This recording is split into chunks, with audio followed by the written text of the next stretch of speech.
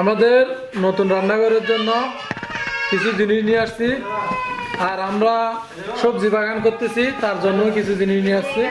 আপনাদের কিন্তু আমরা দেখাবো সবজি বাগানের এই যে কি কি বীজ আনছি। দেখো, এটা হচ্ছে শিম। আমি দেখে কাছ থেকে আমরা বিলের মধ্যে গোবরগুলা সকাল সকাল শুকাই দিয়ে দিচ্ছি, কারণ অলরেডি রোদ উঠে গেছে। আমি কিছুক্ষণ সকালে ক্ষেতে কাজ করছি, কারণ আমাদের ক্ষেত রেডি করতেছি। তো সবজি ক্ষেতের জন্য আমরা প্রথমে গোবরগুলো একটু শুকাই নিচ্ছি। এগুলো কিন্তু অনেক দিনের পুরনো গোবর, বস্তায় করে রাখছিলাম, তো সেখান থেকে একটু একটু বীজা আছে, যার কারণে অনেকটা কিন্তু শুকিয়ে গেছে। আমি প্রথমে যেগুলো আঠি বেঁধে আছে এই জমাটগুলো একটু ইয়ে করে দিব।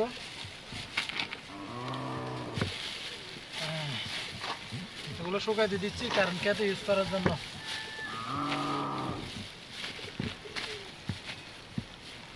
এগুলো কিন্তু শক্ত হয়ে গেছে অলরেডি। আমরা পলিথিন দিচ্ছি নিচে, এগুলো এখান থেকে নিয়ে আমাদের সবজি বাগানের জন্য ইউজ করা হবে। দেখেন আমি পলিথিনে শুকাই দিয়ে দিচ্ছি।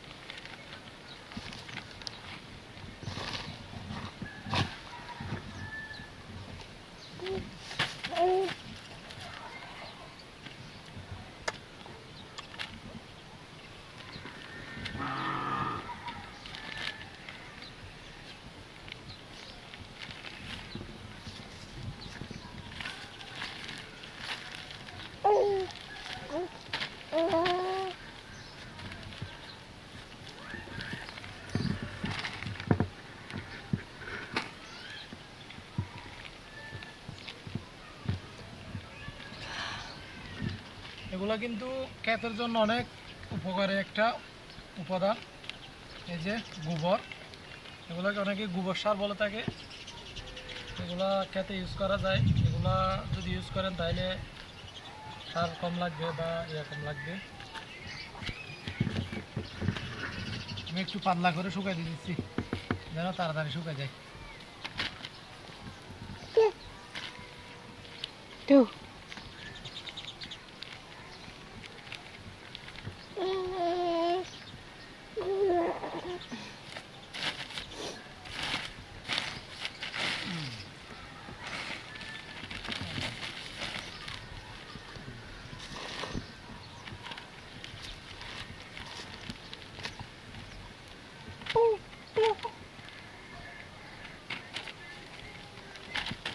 এগুলো আমরা মাথায় করে আমাদের বাড়ি থেকে অনেক দূরে বিলে নিয়ে আসছি মাথায় করে। দেখেন আমার মাথায় কিন্তু এখন ক্যাপ রয়ে গেছে, আর ক্যাপ দিলে গরমের জন্য ভালো, মাথায় রোদ ঢুকে না।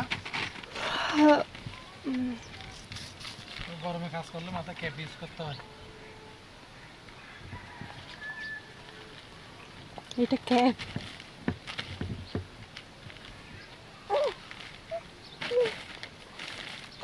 এই যে এটা শিম, বরবটি, বরবটি, ঢেঁড়স আর বেগুন।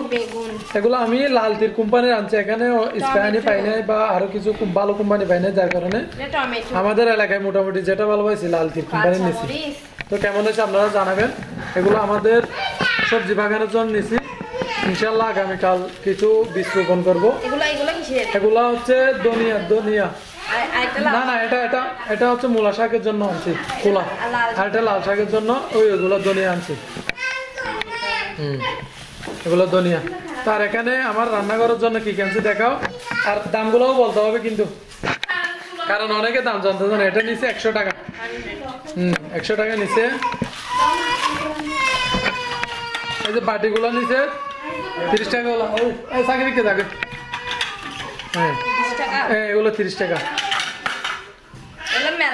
মেলামাইন। আর এটা নিচে 20 টাকা করে এগুলা।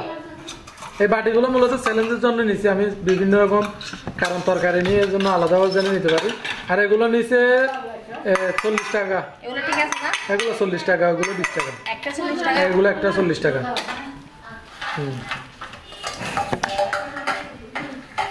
ছোটন এদিকে দেখেন মোবাইল নিয়ে আর কিছু পাচ্ছে না। এগুলো নিচে 100 টাকা করে, এই যে স্যালেন্সের কাজে ব্যবহারের জন্য কাবলা। আর এই যে আমাদের থালির মধ্যে চ্যালেঞ্জ হবে, এই থালিগুলোর মধ্যে চ্যালেঞ্জ হবে, এগুলা নিচে আর 230 টাকা করে একটা, এক পিস 230।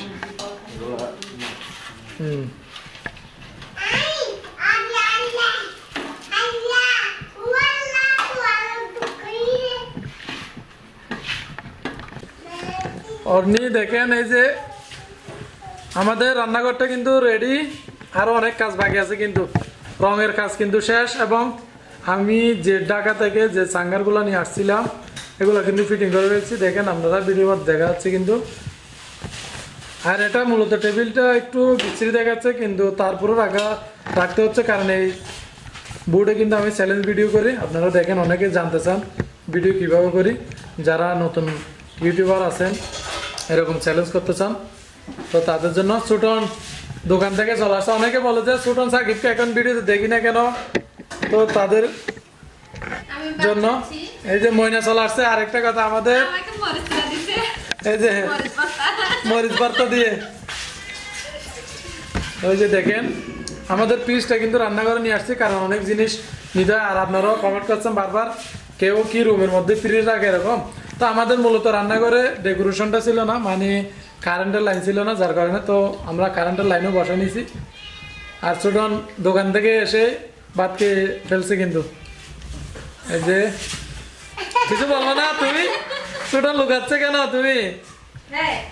এই যে আমাদের রান্নাঘর দেখেন কেমন হয়েছে জানাবেন কিন্তু।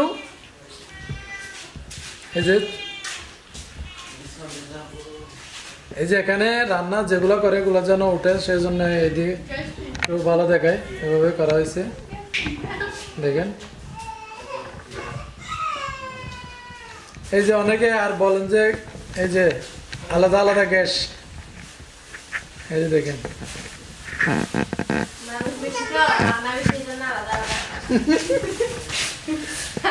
আলাদা আলাদা, একটাতে গরুর মাংস, একটাতে মুরগির মাংস। আর আমাদের দুধটা ঠিক এখানে বসানো হয়েছে।